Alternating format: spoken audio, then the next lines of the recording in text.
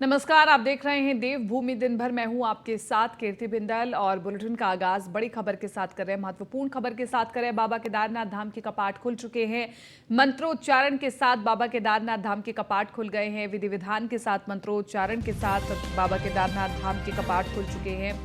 फूलों से सजाया गया है बाबा केदारनाथ धाम और इसी के साथ साथ बड़ी संख्या में श्रद्धालु पहुंच चुके हैं। फूलों से सजा केदारनाथ धाम बेहद भव्य, दिव्य और खूबसूरत लग रहा है।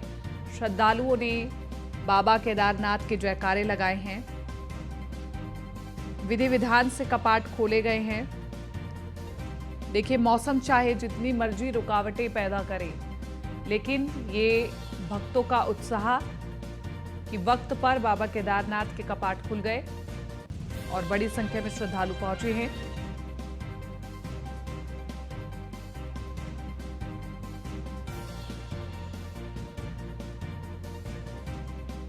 तो बड़ी खबर आपको बता रहे हैं, बाबा केदारनाथ के कपाट खुल चुके हैं। बड़ी संख्या में श्रद्धालु पहुंच चुके हैं दर्शनार्थ के लिए। लंबी लंबी कतारें अभी से लग गई हैं और पिछली रात से ही श्रद्धालु इंतजार कर रहे हैं कि कब सुबह होगी, कब बाबा की डोली आएगी और केदारनाथ धाम के कपाट खुल जाएंगे दर्शनों के लिए।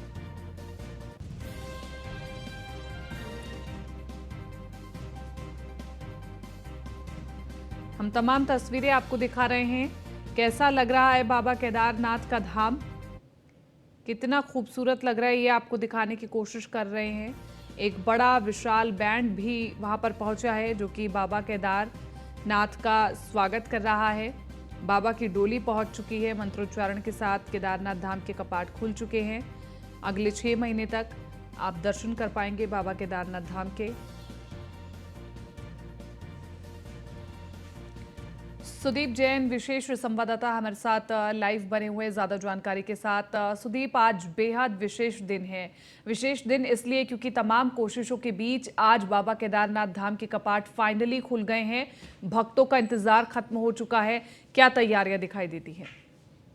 देखिए, बाबा केदार का धाम खुलने का समय, तिथि, मुहूर्त निर्धारित होता है और उसी के क्रम में मंत्रोच्चार और जो पारंपरिक तौर तरीके हैं, इसी के तहत रावल ने आज कपाट खुलवाए हैं। जो भगवान शिव की ज्योतिर्लिंग जो स्थापित है, इसके कपाट आज खुलने तय थे। 8,000 से अधिक श्रद्धालु कल से धाम में मौजूद थे, कल रात से, और आज उन्होंने कपाट खुलते वक्त भगवान केदारनाथ के, बाबा भोले के दर्शन करके वो साक्षी बने हैं इस पल के। तो आज का बहुत बड़ा ये महत्वपूर्ण दिन है जब बाबा केदारनाथ धाम के कपाट खुल गए हैं। अब बाबा बद्री विशाल के कपाट खुलने का इंतजार है कि आखिर जल्द से जल्द बाबा बद्री विशाल के भी कपाट खुले और श्रद्धालु दर्शन करने के लिए पहुंचे। केदारनाथ धाम की मैं बात करूं कि अभी भी 8 फीट से अधिक बर्फ यहाँ पर जमा हुई है, जो कि रास्ते के किनारे है। और अभी इस हफ्ते के लिए, यानी जो ये मौजूदा सप्ताह चल रहा है, इसके लिए 1 सप्ताह के लिए मौसम भी खराब बताया है मौसम विभाग ने। यही वजह है कि केदारनाथ जाने वाले नए यात्रियों का पंजीकरण रोका गया है और कई यात्री श्रीनगर और नीचे गौचर की ओर भी रोके गए हैं जो केदारनाथ जा रहे थे, क्योंकि राज्य सरकार ये चाहती है कि मौसम बिगड़ने के कारण अगर कोई आपात स्थिति होती है तो कम से कम लोगों को परेशानी हो। इस वजह से कुछ लोगों को रोका गया है। अब जिन्हें धीरे धीरे आगे मूव कराया जाएगा, प्रस्थान कराया जाएगा। ठीक है। और क्योंकि ये भी कहा जा रहा है कि बहुत हाई एल्टीट्यूड पर ये मंदिर है, तो ऐसे में रास्ते में श्रद्धालु को किसी प्रकार की कोई दिक्कत ना हो, तो जगह जगह हेल्थ एटीएम भी लगाए गए हैं और एम्बुलेंस भी तैनात की गई है, डॉक्टर्स भी तैनात किए गए हैं। यानी कि सरकार ने हर एस्पेक्ट पर काम किया है। सुदीप जी बिल्कुल। देखिए, जहां तक आपने स्वास्थ्य सेवाओं की बात की है, तो सोनप्रयाग से केदारनाथ तक जो पैदल ट्रैक है करीब 20 किलोमीटर का, इसकी 12,000 फीट की हाइट है करीब करीब। तो इस 20 किलोमीटर के पैच में, 20 किलोमीटर के इस रास्ते में एक तो 20 हेल्थ पोस्ट सेंटर बनाए गए हैं, जहां पर कार्डियक स्पेशलिस्ट और पैरामेडिकल स्टाफ की तैनाती की गई है। जैसे किसी को हृदयघात, सांस लेने में दिक्कत आदि परेशानी आती है तो उसकी तुरंत मदद की जा सके। अब केदारनाथ मार्ग पर इसकी एक संख्या 2 बीआरसी सेंटर और यमुनोत्री पे एक और सेंटर खोला जाएगा। अभी तक 2 श्रद्धालुओं की मौत हुई है यमुनोत्री धाम में, जिसके पीछे हार्ट अटैक की अहम वजह मानी जा रही है। जी। जहां तक हेल्थ एटीएम की बात है, हेल्थ एटीएम यात्रा मार्ग पर अलग अलग स्थानों पर स्थापित किए गए हैं, जहां कोई भी व्यक्ति अपनी 100 से अधिक जांचों की रिपोर्ट तत्काल ले लेगा। कल भी मुख्यमंत्री ने एचपी हेवल्ट पैकवर्ड कंपनी के साथ जो हेल्थ एटीएम लगे हैं उसका एमओयू कर लिया है। राज्य सरकार चाहती है कि जो विदेशी मशीनें हैं इसका सदुपयोग हो और कोई व्यक्ति स्वयं ही अपनी जांच कर सके, क्योंकि ये मशीनें एआई आर्टिफिशियल इंटेलिजेंस से चलती हैं और इनकी जो जांच रिपोर्ट है बड़े बड़े मेडिकल कॉलेज, बड़े बड़े अस्पतालों में भी मान्य है। हम्म, ठीक है सुदीप, शुक्रिया तमाम इस जानकारी के लिए और चर्चा के लिए। और इसी के साथ साथ आगे बढ़ रहे हैं। मुख्यमंत्री पुष्कर सिंह धामी ने सोमवार को डोईवाला स्थित नवनिर्मित एसडीआरएफ मुख्यालय व अग्निशमन केंद्र का लोकार्पण किया। इस मौके पर मुख्यमंत्री पुष्कर सिंह धामी ने ऊंचाई वाले क्षेत्रों में रेस्क्यू कार्य करने वाले जवानों को 1500 रुपए मासिक जोखिम भत्ता और अन्य को 1000 रुपए मासिक भत्ता देने की घोषणा की है। सीएम धामी ने कहा है कि उत्तराखंड में चारधाम यात्रा का आगाज हो चुका है। चारधाम यात्रा में आने वाले यात्रियों की सुरक्षा और रेस्क्यू कार्य में एसडीआरएफ की महत्वपूर्ण भूमिका होती है। इसके साथ ही आधुनिक मशीनों से लैस एसडीआरएफ के जवान हर वक्त रेस्क्यू कार्यों के लिए तैयार रहते हैं। सीएम ने कहा कि एसडीआरएफ के जवान अपनी जान जोखिम में डालकर दूसरों की जिंदगी बचाने का काम करते हैं और विषम परिस्थितियों में भी एसडीआरएफ के जवान अपनी जिम्मेदारी का निर्वहन कर रहे हैं। इस कार्यक्रम में हरिद्वार सांसद रमेश पोखरियाल निशंक, डोईवाला विधायक बृजभूषण गैरोला और पुलिस महानिदेशक अशोक कुमार, एसडीआरएफ सेनानायक मणिकांत मिश्रा के साथ तमाम प्रशासनिक अधिकारी मौजूद रहे।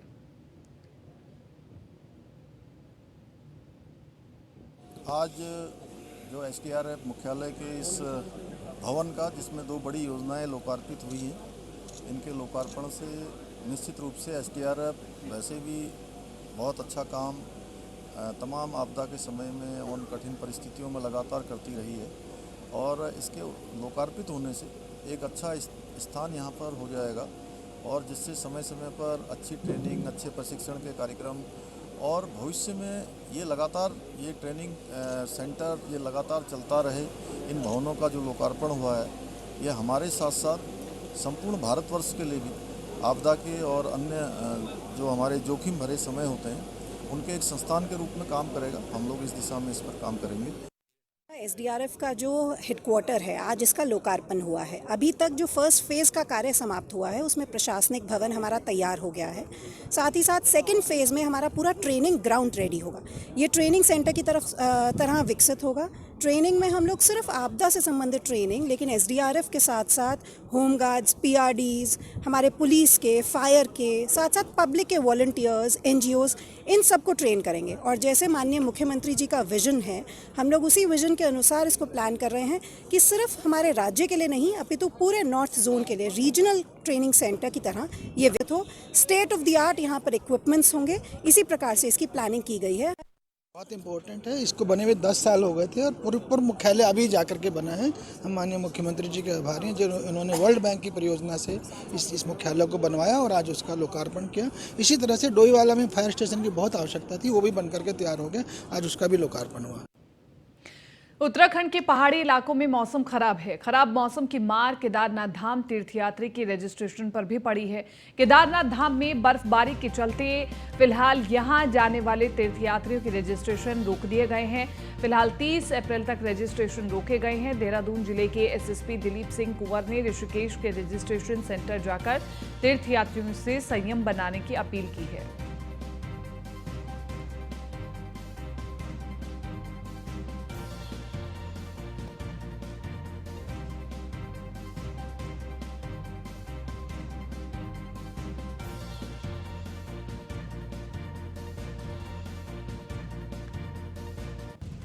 केदारनाथ धाम की यात्रा पर आने वाले तीर्थ यात्रियों के लिए अच्छी खबर है। केदारनाथ की यात्रा पर आने वाले यात्री यात्रा शुरू करने से पहले मुख्य पड़ाव फाटा में अपने स्वास्थ्य की फ्री जांच करवा सकते हैं। फाटा में जनसंकल्प फाउंडेशन यात्रियों के स्वास्थ्य की निःशुल्क जांच के साथ ही दवाइयां वितरित कर रहा है। फाउंडेशन की ओर से यहां पर पहला हेल्थ एटीएम भी लगाया गया है। इस हेल्थ एटीएम के जरिए यात्रा से पूर्व यात्रियों की आवश्यक जांचें भी की जा रही हैं।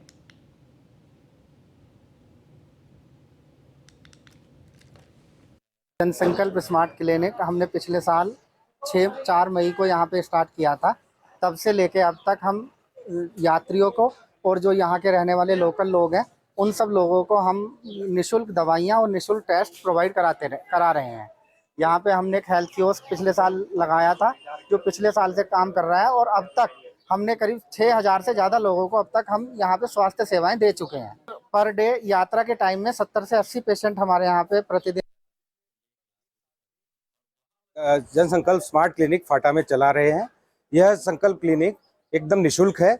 यहाँ पे हम यात्रियों को परामर्श निशुल्क उपलब्ध कराते हैं, साथ ही उनको दी जाने वाली दवाइयाँ भी पूर्ण तरह से निशुल्क है। इनके अलावा हमारे पास विभिन्न तरह की जांचें जैसे बीपी की जांच, शुगर की जांच, हीमोग्लोबिन की जांच एवं अन्य कई तरीके की 30 जांचें लगभग हम यहाँ यात्रियों को उपलब्ध कराते आए हैं। डॉक्टर जिनमें एमबीबीएस एवं अन्य स्त्री रोग विशेषज्ञ, अस्थि रोग विशेषज्ञ। गंगोत्री धाम में अब तक कुल 8,937 तीर्थयात्री पहुंचे हैं। यमुनोत्री में 14,431 तीर्थयात्रियों ने दर्शन किए हैं। 22 अप्रैल को खुले थे गंगोत्री यमुनोत्री धाम के कपाट। दोनों धाम में अब तक 23,368 लोगों ने दर्शन कर लिए हैं। 2 दिनों में यमुनोत्री धाम में 2 लोगों की मौत भी हुई है। 4 धाम यात्रा के लिए 18,20,000 श्रद्धालुओं ने रजिस्ट्रेशन करवाया है। तो बड़ी खबर आपको बता रहे हैं।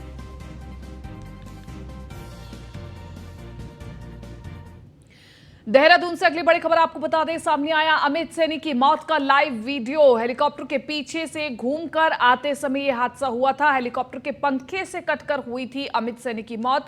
यूसीएडीए के जीएम फाइनेंस कंट्रोलर थे अमित सैनी। केदारनाथ हेलीपैड का निरीक्षण करने के लिए अमित सैनी गए थे, जिस दौरान उनकी मौत हो गई। एक दुर्घटना की वजह से पीछे से घूमकर वो आ रहे थे और ऐसे में जो हेलीकॉप्टर का पंखा था वो चल रहा था, जिसकी वजह से दुर्घटना हुई और अमित सैनी की मौत हो गई। केदारनाथ हेलीपैड का निरीक्षण करने गए थे अमित सैनी।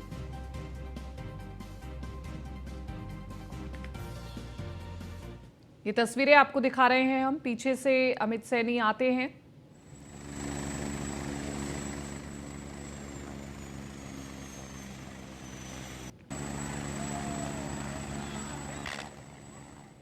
हालांकि ये तस्वीरें हम पूरी नहीं दिखा पा रहे हैं क्योंकि ये तस्वीरें विचलित कर सकती हैं, लेकिन देखते ही देखते बड़ा हादसा हो जाता है। अमित सैनी की मौत का लाइव वीडियो सामने आया है। परेशान कर देने वाला ये लाइव वीडियो है। हेलीकॉप्टर के पीछे से घूमकर आते समय हादसा हुआ। हेलीकॉप्टर का पंखा चालू था और उसकी चपेट में आने की वजह से अमित सैनी की मौत हो गई।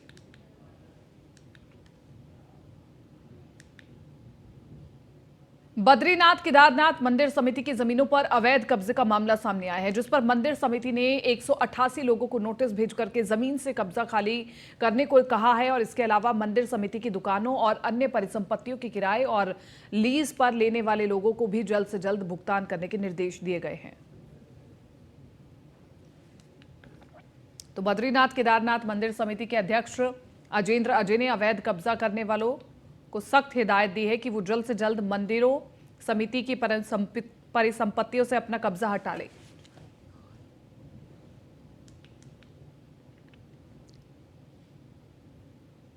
विगत वर्ष जब श्री बद्रीनाथ केदारनाथ मंदिर समिति के अध्यक्ष की जिम्मेदारी मुझे मिली तो मेरे संज्ञान में आया कि मंदिर समिति की जो विभिन्न स्थानों पर प्रदेश और प्रदेश से बाहर जो परिसंपत्तियां हैं उन पर कई लोगों द्वारा अवैध रूप से कब्जा किया गया है। मेरे संज्ञान में जैसे ही मामला आया मैंने इसकी तत्काल छानबीन कराई। जो परिसंपत्तियां हैं हमारी उनका पूरा ब्यौरा तलब किया और उसके पश्चात हमने जो अवैध रूप से कब्जा धारक हैं ऐसे 188 लोगों को हमने नोटिस जारी किए हैं। कुछ अन्य लोग और भी सामने आए हैं, उनको भी हम नोटिस देने की तैयारी कर रहे हैं और उनको चेतावनी दी गई है कि यदि उनके द्वारा मंदिर समिति की जो परिसंपत्तियां हैं उन पर से तत्काल कब्जा नहीं हटाया जाता है तो उनके खिलाफ हम विधिक कार्रवाई। गंगोत्री यमुनोत्री के कपाट खुलने के बाद अब केदारनाथ और बद्रीनाथ के कपाट खुलने वाले हैं। सनातन परंपरा है कि बद्रीनाथ और केदारनाथ के कपाट खुलने पर ज्योतिष पीठ के शंकराचार्य वहां मौजूद होते हैं। इसी परंपरा का निर्वहन करने के लिए बुधवार को ज्योतिष पीठ के शंकराचार्य स्वामी अभिमुक्तेश्वरानंद सरस्वती हरिद्वार से रवाना हुए। स्वामी अभिमुक्तेश्वरानंद सरस्वती ने जोशीमठ आपदा के बाद सरकार द्वारा किए गए कार्यों पर अपनी नाराजगी दिखाई। साथ ही यात्रा पर आने वाले श्रद्धालुओं की समिति संख्या को लेकर के नीति बचाने की नीति बनाने की बात कही है। वहीं भारत की बढ़ती जनसंख्या और अतीक अशरफ हत्याकांड को लेकर के स्वामी अविमुक्तेश्वरानंद ने केंद्र और उत्तर प्रदेश सरकार की कार्यप्रणाली पर सवाल खड़े किए हैं। 1939 में ये बना है, उसके बाद से इसमें संशोधन कुछ हुए हैं, चल रहा है। उसी के आधार पर यहाँ की व्यवस्था होती है। उसमें साफ लिखा हुआ है कि जो गैर हिंदू है वो मंदिर के कार्यों में सम्मिलित नहीं हो सकता। जो गैर हिंदू है वो मंदिर कार्य में नहीं लगना चाहिए। अगर मंदिर का कोई भी कार्य हो रहा है, विस्तारीकरण, सुंदरीकरण, निर्माण जो भी हो रहा है, तो उसमें भी जो दूसरे धर्म के कामगार हैं उनको नहीं उसमें सम्मिलित करना चाहिए, क्योंकि वो भी तो आखिर उसी कार्य के अंग हो गए। भले एक दिन के लिए दिहाड़ी मजदूरी पर आए, लेकिन मंदिर की तरफ से पेमेंट होगा, मंदिर के अगल बगल में, मंदिर के अंदर। चारधाम यात्रा को सुगम और सुरक्षित बनाने के लिए धामी सरकार हर संभव प्रयास कर रही है और इस बार तीर्थयात्रियों को यात्रा मार्ग पर बेहतरीन स्वास्थ्य सेवाएं मिलेंगी। मुख्यमंत्री पुष्कर सिंह धामी और स्वास्थ्य मंत्री डॉक्टर धन सिंह रावत के निर्देश पर स्वास्थ्य सचिव डॉक्टर आर राजेश कुमार चारधाम यात्रा मार्ग पर स्वास्थ्य सेवाओं का जायजा ले रहे हैं। स्वास्थ्य सचिव डॉक्टर राजेश कुमार ने कहा कि चारधाम यात्रा के दौरान स्वास्थ्य विभाग ने पूरी तैयारियां की हैं। यात्रा के लिए गाइडलाइन यानी एसओपी जारी कर दी गई है। इसमें यात्रियों को सुझाव दिया है कि वो यात्रा के दौरान अपने शरीर को पहाड़ के मौसम के अनुकूल बना ले। यदि कठिनाई आ रही है तो कुछ समय आराम करें और इसके बाद ही यात्रा करें।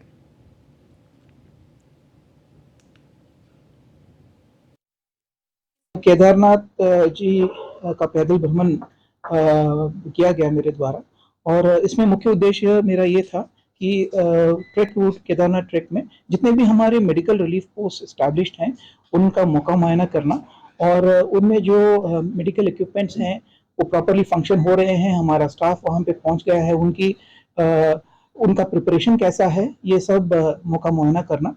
तो मैंने पाया कि हमारा पूरा टीम वहाँ पे मुस्तैद है, तैनात है, और यात्रियों की सहूलियत के लिए सभी एमआरपीज में हमने ऑक्सीजन कॉन्सेंट्रेटर, सिलेंडर्स और मेडिसिन रखे हैं।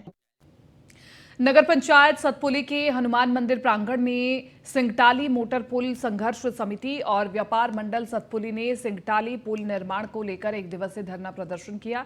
इस दौरान सिंगटाली मोटर पुल संघर्ष समिति के अध्यक्ष उदय सिंह नेगी ने कहा कि सिंगटाली मोटर पुल को लेकर कई वर्षों से संघर्षरत हैं। साथ ही उन्होंने पुल न बनाए जाने को लेकर के सरकारों को घेरा और कहा कि मोटर पुल निर्माण नहीं होने तक संघर्ष जारी रहेगा।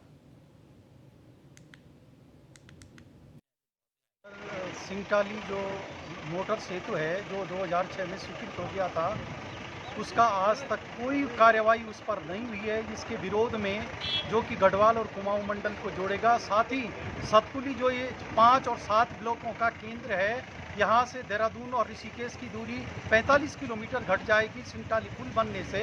इसलिए सतपुली के समस्त लोगों को, जनप्रतिनिधियों को हमने एकत्र करके और ये बताया कि आप हमारे संघर्ष के साथ में हमारा। देखिए, ये सिंगटाली पुल जो हमारे ऋषिकेश और देहरादून की जो दूरी है, सतपुली से जो ऋषिकेश की दूरी है वो थोड़ा कम होगी और इससे क्षेत्रीय जनता को बहुत लाभ मिलेगा।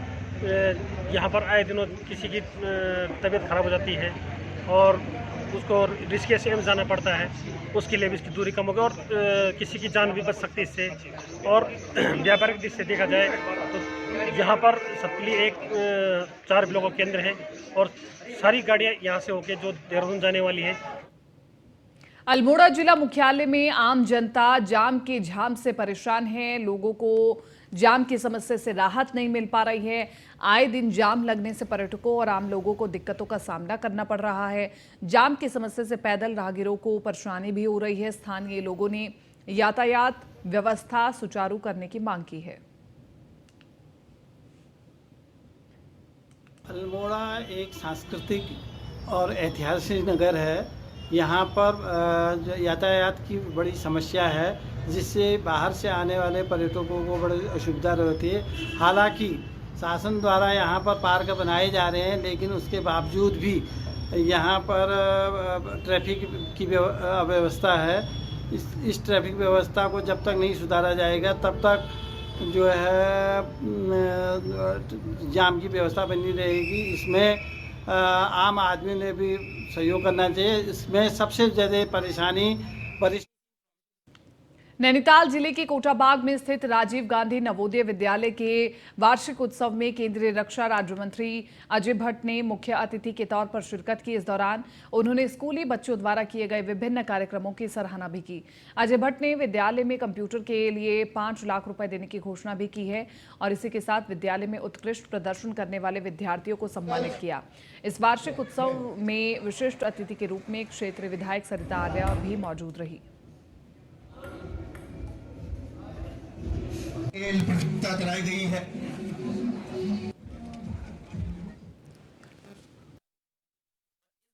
अच्छा काम कर रहे हैं। हमारे भविष्य के मर्यादित नागरिकों को यहाँ पर एजुकेट करके देश को समर्पित कर रहे हैं।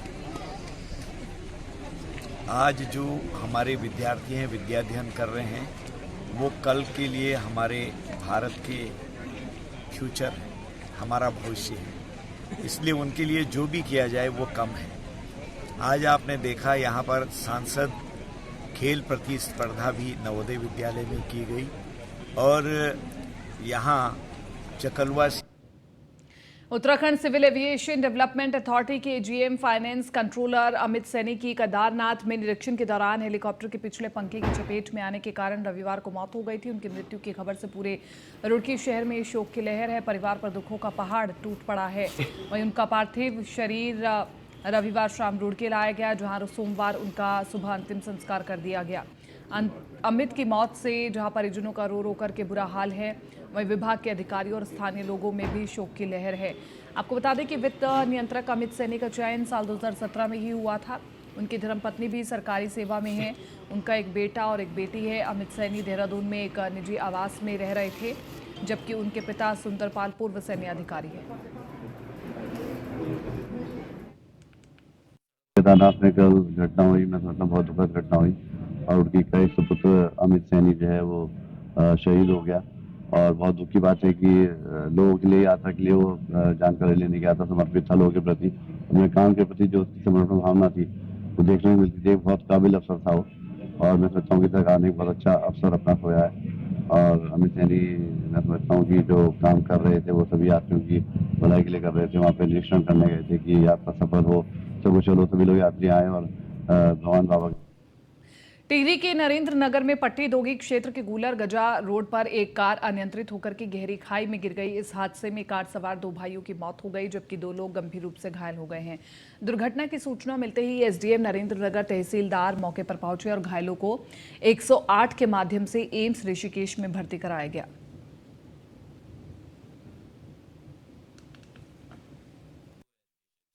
खत्म हो चुकी गाड़ी गिर के। उनमें से एक आदमी जो जिनके घर में शादी था, उनके एक बड़ा लड़का जो विकास होती है, एक एडस्पोर्ट खत्म हो चुका है। दुर्भाग्य की बात है और ये बड़ी दुख की बात है। और एक लड़का जिससे शादी होनी अमित और ऋषिकेश जो हॉस्पिटल रेफर कर दिया है हमारे पुलिस टीम और एसडीआर की टीम ने, इनका धन्यवाद देना चाहूँगा कि उन्होंने उनको समय ऋषिकेश पहुँचा दिया। अब देखते हैं कि भगवान से हम अरदास करेंगे, दुआ करेंगे कि भगवान जो हॉस्पिटलाइज है वो जल्दी से जल्दी। मौसम विभाग ने उत्तराखंड में येलो अलर्ट जारी किया है। मौसम विभाग के मुताबिक अगले 3-4 दिन तक प्रदेश में मौसम बदलने के आसार हैं।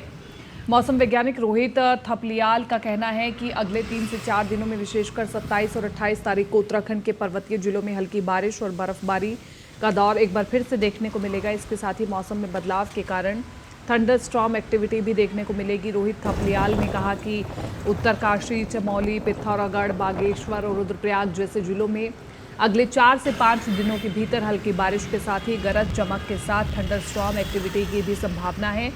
उन्होंने कहा कि चारधाम लोकेशन में अधिक ऊंचाई वाले क्षेत्रों में बर्फबारी की भी संभावना है।